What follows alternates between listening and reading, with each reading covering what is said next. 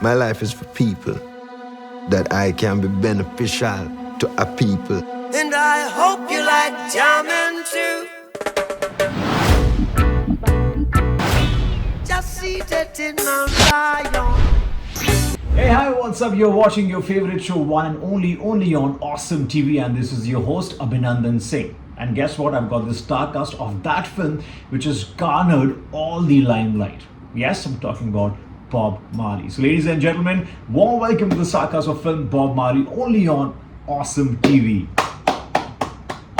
So, well, my first question is for James Norton. Of course, you must have been really excited about this project, but when it was being narrated to you, what really intrigued you to be part of this project? To be a part of this project is huge. It's a massive privilege. I hope you're getting a sense of the atmosphere right now, but we're in Jamaica, we're in Kingston, we are being guided by Ziggy, Bob's son. We have Neville, who's the art director, Bob's art director. We have a real sense of the man and the community which he was a part of, and so it's massive. I mean, Bob Marley's touched everyone's life in some way, even if you're just like walking through a shopping mall and you hear his music and you're like, what is that? Or you're a huge fan, you've lived and breathed his music forever, or you're somewhere in between.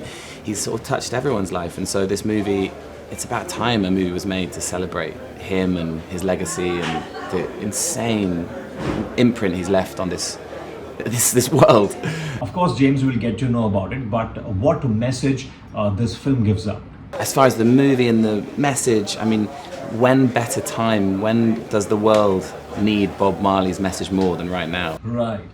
And now, of course, coming to the man himself who's portrayed Bob Marley, coming to Ben Kingsley, how does it feel to play on celluloid Bob Marley? I think I just had to get my head around what my feeling is when it comes to playing real life characters, which is that it is about the essence of the person, not being an exact copy or trying to do a mimic.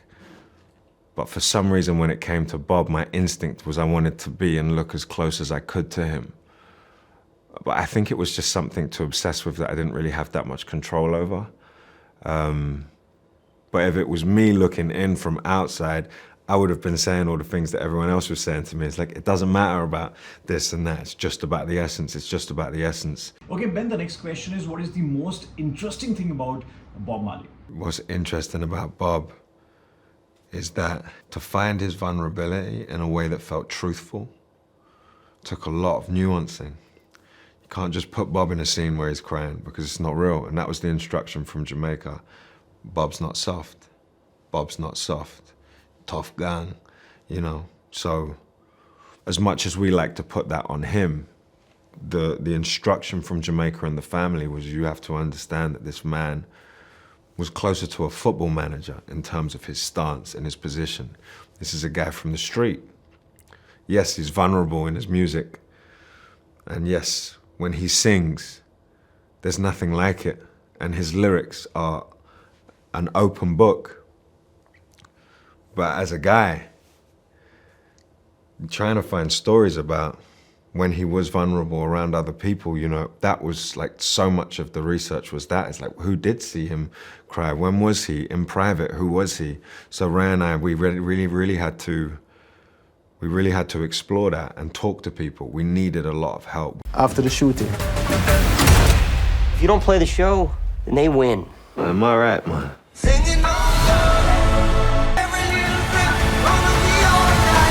I'm sure, King, you've absolutely slayed it, and we really look forward to see you as Bob Marley on celluloid for sure. My next question is for Chris Bowers. How did this project happen to you? I'm sure a lot of people around you would be interested to know that. So I came on the project because of Ray Reinaldo, Marcus Green, the director. He and I go back to his first film.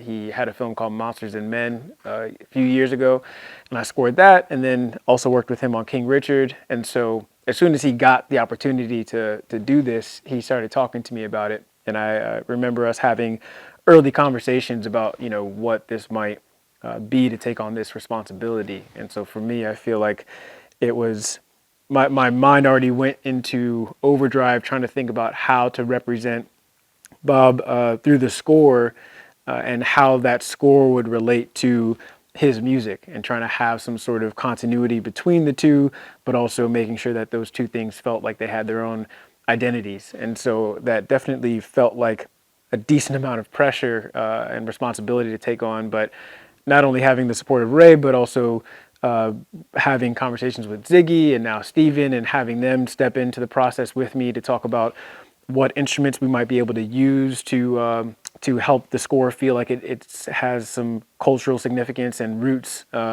and continuing to work with them to figure out how we make sure that the sound in the score, whether it's thematically or instrumentation wise or size wise, that it all feels like it makes sense and comes from the core that is Bob's music. And of course, you want to hear out from Lashana Lynch. So, Lashana, my question is, what really attracted you to this project? Bob's music, his energy, his vibration is a soundtrack to my childhood. So my connection with him and what he represented and still represents today and will forever is one that is from home. And when I say home, I mean my household, my culture, my spirit, who I am as an artist myself.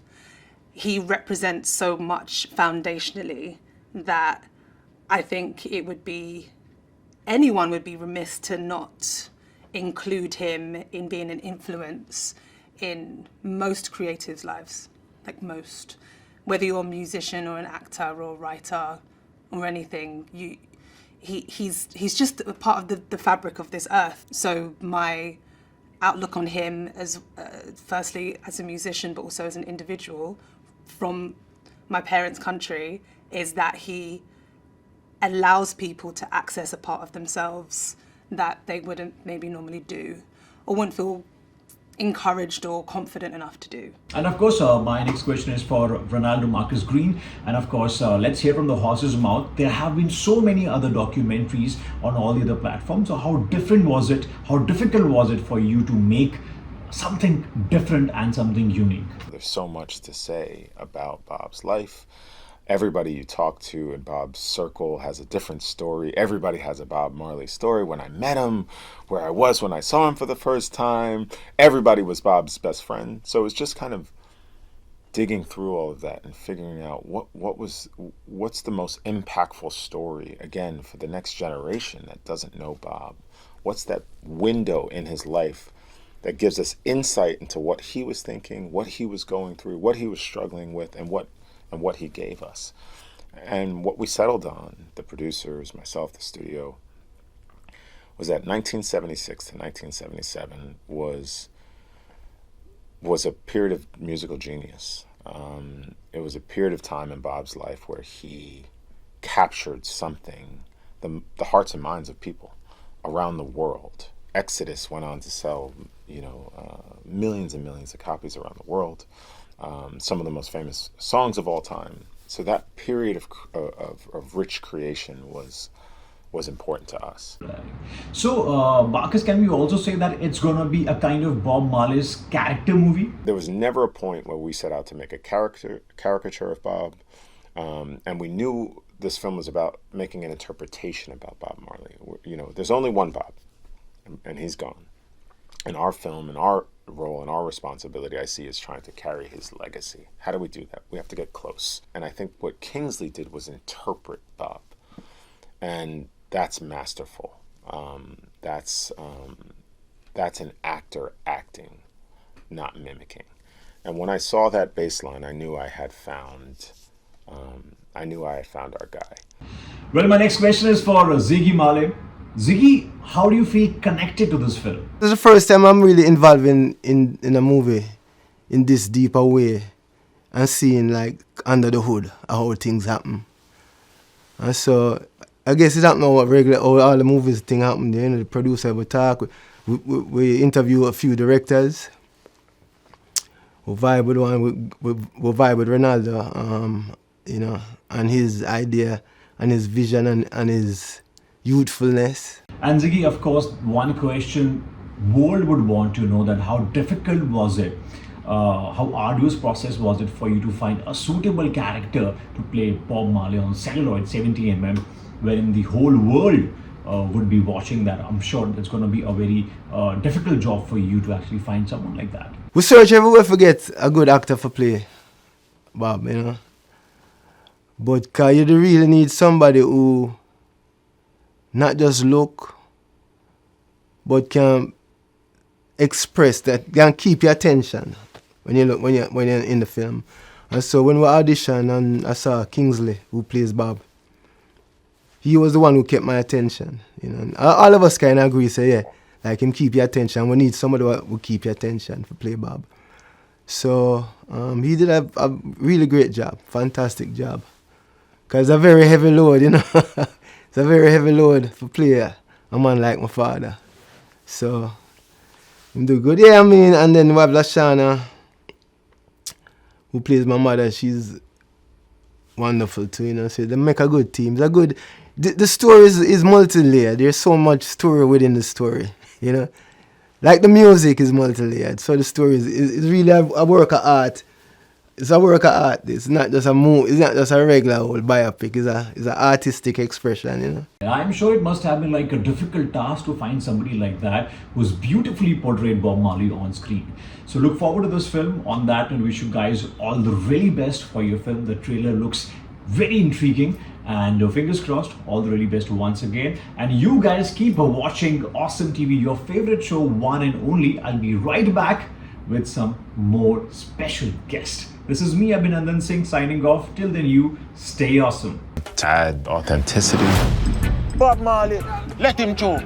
Going into Hope Road and seeing where he recorded just activates your imagination. I wanna jam it with you. We shot at Strawberry Hill, a location that played a huge role in Bob's life. And that's where Bob went, and we went too, after the shooting. If you don't play the show, then they win. Am I right, man?